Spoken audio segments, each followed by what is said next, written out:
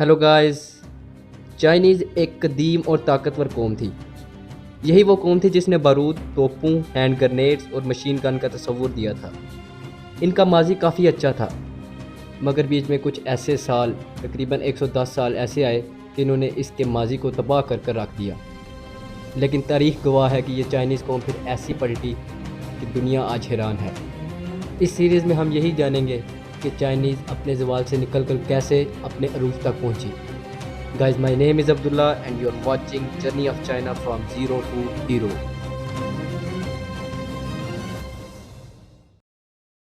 1839 से 1949 ये 110 साला अरसा चाइना की तारीख का सबसे ज़िल्लत आमेज़ अरसा था, और इसी 110 साला अरसे को चाइना ने द सेंचुरी ऑफ ह्यूमिलिएशन का नाम दे दिया है।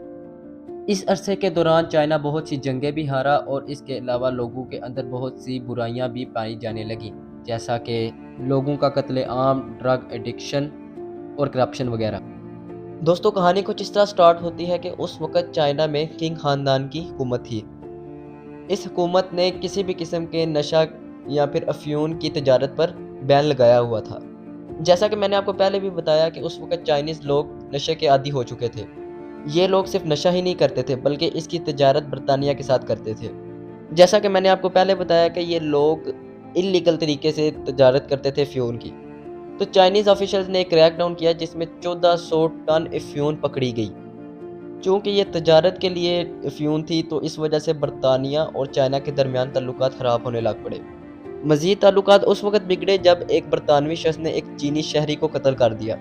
ये कत्ल दोनों ममालिक के दरमियान जंग की वजह साबित हुआ और पहली ओपियम वार लड़ी गई। इस जंग में चाइना को शदीद किस्म की शिकस्त का सामना करना पड़ा और 1842 में बरतानिया ने सख्त शराइत के साथ जंग बंदी का ऐलान किया। चीन हांगकांग को बरतानिया के हवाले कर देगा, चीन में आने वाले सामान पर टैक्स कम से कम होगा और बरतानवी शख्स के लिए इनफरादी तौर पर मुराआत दी जाएंगी। ये मेन शराइत थी जिनको बाद में चीन को मानना पड़ा।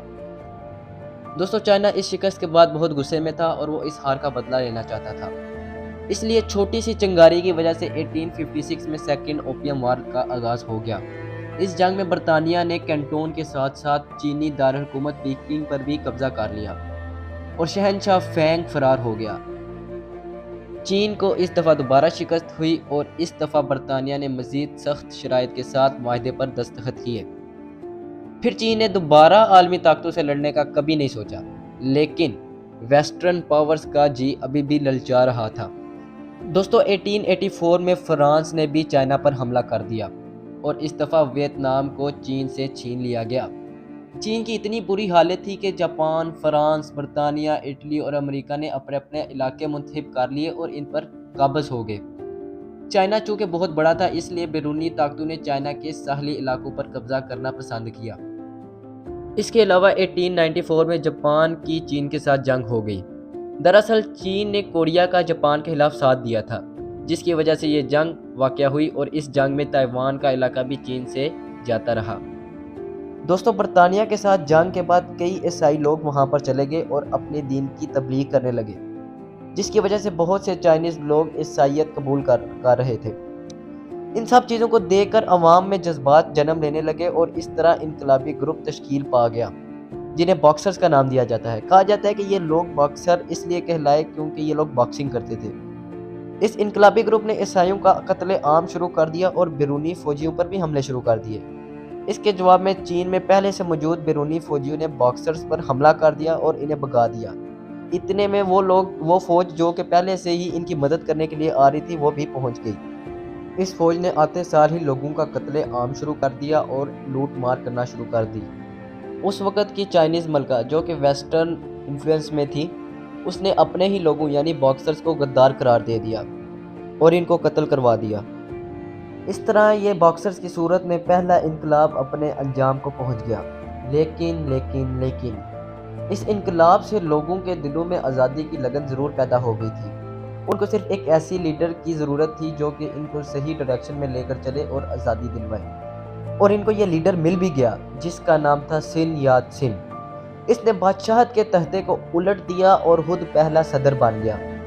ان کی کوشش تھی کہ تائیوان اور منگولیا اور باقی چین کے علاقے جو ان سے چھین لیے گئے ہیں وہ واپس لے لیے جائیں، لیکن قدرت کو یہ منظور نہ تھا۔ 1925 میں موت نے ان کو گلے لگا لیا۔ اب چائنا کو چلانے کے لیے صرف 2 ہی شخص امیدوار تھے، ماؤ زیدونگ اور چیانگ کائی شیک، جو کہ دونوں ایک دوسرے کے جانی دشمن تھے۔ ماؤ نے چائنا میں ہی اپنی علیحدہ ریاست کیوں بنائی؟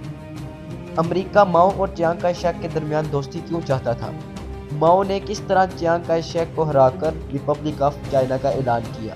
اور پاکستان اور چائنا شروع میں دشمن کیوں تھے؟ یہ سب جاننے کے لیے چینل کو سبسکرائب کر لیں اور بیل آئیکن کو دبا دیں تاکہ آنے والی ویڈیو میں آپ کو ان کے جواب مل سکیں۔ So this is it for today's video. We'll see you in the upcoming video. Until then, peace out.